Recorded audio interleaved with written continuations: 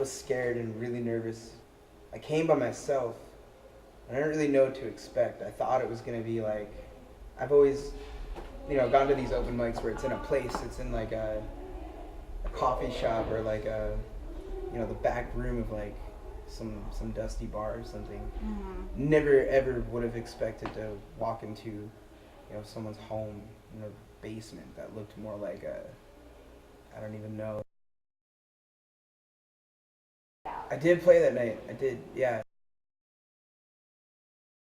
Yeah, I just remember being totally surprised and totally like, I don't know what this is. I've never seen anything like it. I was like a little bit like in shock and like in wonder, and I was a little nervous to talk to anybody. But my second time was a little bit better. I was playing music with this guy that I also met in the subway. It was like way different style things that I was doing when I was like a teenager, and so we were working on some stuff, and I brought him. We played, and I think people liked it for the most part.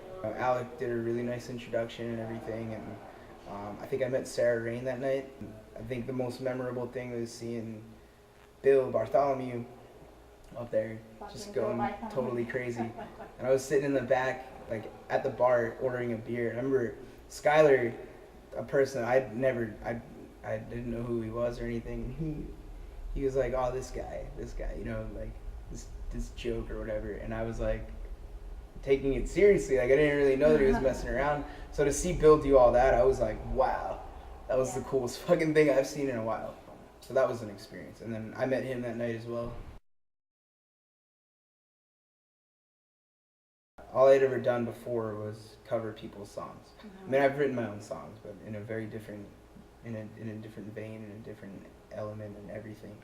And so to be in a place where, for the first time in my life, people were like, you don't really have to do anything except what you want to do with what you have. So it was like, you can write your own songs. You can write about whatever you want. You can. It's kind of sad that I kind of needed, and it wasn't really approved. It wasn't like that, but just I felt as if that's what I've been looking for. One of the things I've been looking for my entire life was that approval from somebody and like a group of people to like, do it, man, just do it.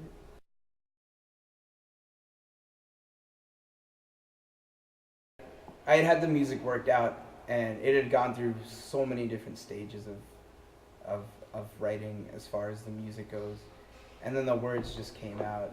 For sure. Just pouring out stuff that was held back, and it's the first hard copy of something that I've ever had. Yeah. So. How does that feel? How did it feel? Felt great. I think looking back on it now, there's a lot of things to be said about it, but I remember that feeling at that time because I was so excited to do it. I wanted to do it quick. I wanted to like have it in my hands, then as quick as I could, and it was amazing. Yeah, it's like getting a big like birthday present or something. So.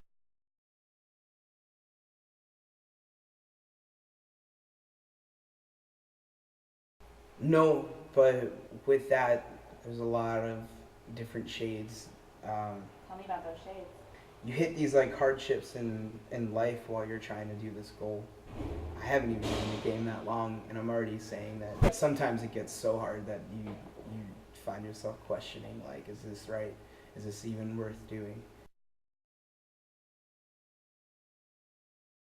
Something happens, like, it just, these little things happen, It could be the booking agent at pianos that offers you a gig out of nowhere. It could be, some guy offering you a podcast interview because he heard a song and feels that you'd be right for it. It could be some guy that feels and sees something in you to the point where, wants to record an entire album for you. It's like those kind of things. It's all I want to do, and it's all I've been doing. Right on. It's all I've been doing every single day. It's just an arrangement. They're all my songs and my music. Right. Some of them are collaboration pieces, but Joanna Levine, she liked the songs, to the point where she wanted to sing on them. She wanted to be a part of it.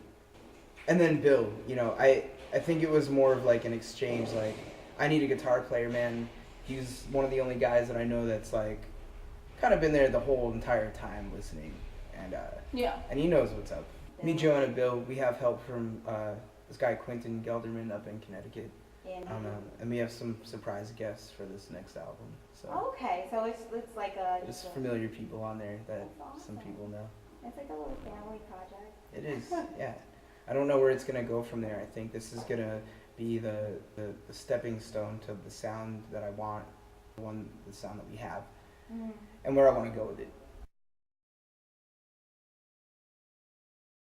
I think I never want to stop writing, whether it be words and songs or just music, and I want to be in projects, collaborations. You know, I want to be able to look back and have albums or singles or EPs or projects or anything in like any kind of genre. You know, anything I want to work on at that time, I want to be able to do that. I want to be able to focus on.